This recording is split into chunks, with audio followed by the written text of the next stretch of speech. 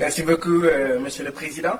La première chose que je voulais dire, féliciter ceux qui ont présenté ces rapports. Et ma première question est celle-ci. Dans un des rapports, il est mentionné qu'il y a 16 939 428, je crois, millions de dollars, que des donateurs ont donné à la CEDEAO pour des infrastructures routières. Ma question est, qui sont ces donateurs? Mon deuxième propos est celui-ci.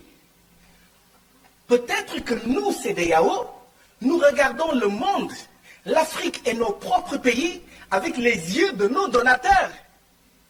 Certains se posent la question, pourquoi cette route va jusqu'au Cameroun? Peut-être que c'est l'intérêt des donateurs et pas l'intérêt de la CEDEAO. Certains parmi nous se posent la question de savoir pourquoi MTN, il faut y ajouter Orange, France Télécom, fait une puce au Nigeria, une autre puce différente au Sénégal, une autre puce différente au Mali, une autre puce différente au Togo et au Bénin, etc. Et on se demande pourquoi ça? Mais parce que c'est l'intérêt du donateur. Mais parce que nous n'osons pas faire ce que font les États-Unis. Les États-Unis ont créé les États-Unis d'Afrique. Mais chez nous, là, chacun veut être président chez lui. Chacun veut être président du Parlement chez lui. Chacun veut être député chez lui.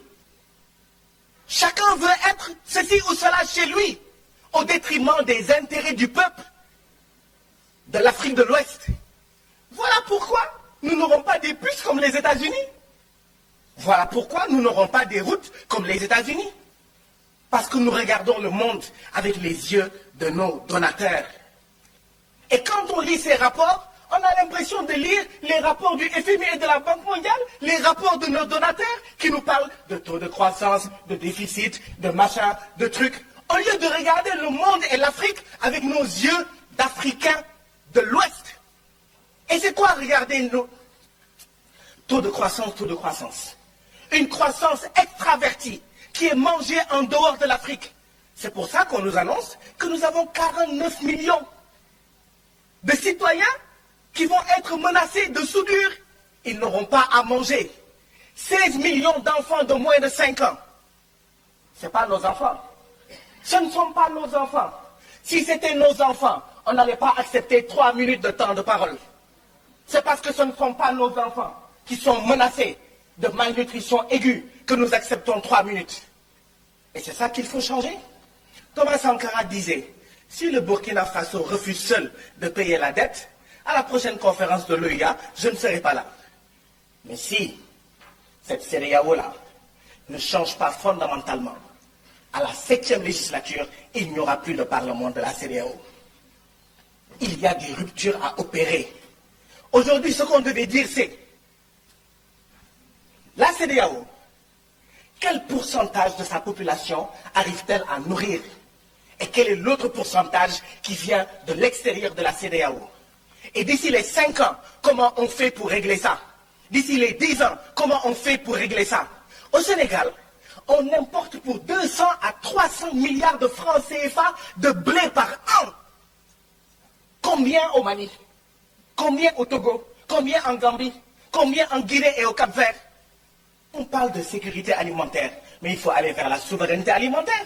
Parce que la sécurité alimentaire, c'est quoi? L'essentiel, c'est que nos populations mangent, peu importe si ce qu'ils mangent viennent de la France, viennent des États-Unis, de la Chine ou de la Russie. On reste dépendant. Or, la CEDEAO doit aller vers la souveraineté. Et c'est ça que la jeunesse africaine hurle et crie.